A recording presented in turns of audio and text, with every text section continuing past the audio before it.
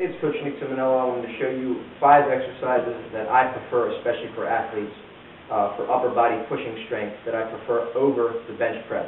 This video is not designed to be a bash on the bench press or to bash anybody that's really big on the bench press. My personal preference when training athletes or exercise enthusiasts, folks who are trying to improve their performance from the feet, which is where most sports are played. There's an exception with Brazilian Jiu-Jitsu and wrestlers. I'm going to try to emphasize pushing movements that also involve positions from the feet. There's going to be a lot more carryover there. Plus, you're now limited through your core, which we all agree upon regardless of your training approach or whether no matter what type of system or style of training you use, we all agree that the core is important. Well, when you lie down on a bench and press a weight, you're really eliminating how much your abdominals are really working. Yes, there's a little bit of low back in there, but there was some interesting research done by Juan Carlos Santana and Stuart McGill in 2006 where they compared the muscle activity patterns, so the muscle activation patterns of the lying bench press versus the standing one-arm press. And what they found is when you did a standing one-arm press, that there was a lot more abdominal recruitment and less upper body. There was a lot of upper body work, but less in the bench, but much more abdominal recruitment than with the bench press. So that goes to show that when you're standing, it's a very different muscular pattern or firing pattern than what's required when you're lying down. Now, there's a great quote. Athletes are trying to be the best at sports. They're not trying to be the best at exercising.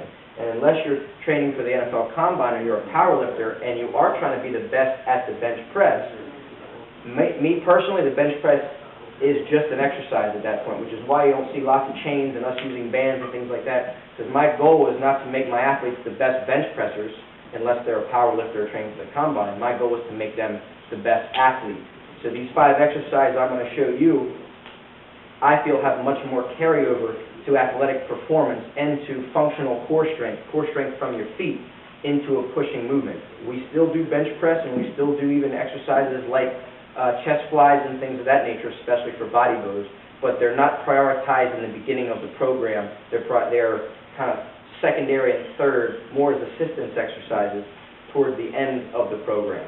Again, the exception is a bodybuilder or someone who's really trying to get a huge chest. If you're trying to get a huge chest, you definitely need to throw in some bench press and dumbbell presses and things of that nature. So, let's get down to business.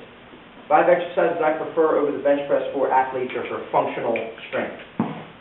You could use a cable or a band, and I'm sorry, some of you big weightlifters out there might go, oh, this looks like sissy exercises because it doesn't have big weight. Well, you grab a heavy enough band, you load something up enough, and it's no longer a sissy exercise. So don't let the fancy bright colors fool you. This is still load on your body. It doesn't matter whether it's from metal, from a cable, from rubber. Load is load and intensity is intensity. As long as the intensity is right, you're going to get a great workout. So I'm going to get out as far as I can. This is not the heaviest band for me to use, but God forbid I exert myself for a demonstration. So I can stagger my stance and I can drive and press. Now the band is not only making me use my feet, which is kind of like what happens in football or for wrestling, but I'm also having to use my abdominals from pulling me back into extension. So, or here, I can also add a step and press, which we like. So there's 2. You have this staggered press, which you would switch stance, maybe 8 and 8, or you could do a step and push. So, we like that one. Single arm cable press. This is even more, you could call it functional or more demanding, because now I'm getting pulled into rotation. Legs got to work, and I got to drive. So this is very important for someone, again, football player, wrestler, hockey, even something in soccer where you have to push someone away from your feet, anchored from the floor, transitioning force from your feet up to your extremities, and from your opposite hip to your shoulder. That's the Rappe effect. So there's another version. And you can see, this looks a lot more like sports and athletics. A lot more than just lying on your back and going like this. Ideally, you do both types of exercises. It's just where you prioritize. I always prioritize things that look more like athletics in our workout, and then we descend to things that are a little more bodybuilding or isolated oriented. And the bench press is a little more isolated than an exercise like this. So, onto the floor, some push-up variations, plyometric push-ups or explosive push-ups. Just come in here. Another one that I'm going to prioritize over bench press, one-arm push-ups. I've done extensive videos on one-arm push-ups. To me, that's the king of upper body pushing exercises. And then we like these medicine ball lock-offs. If you want to increase the intensity, just wear a weight vest. You can even have a partner put a 45-pound plate on your back and kind of hold it there so it doesn't slide around.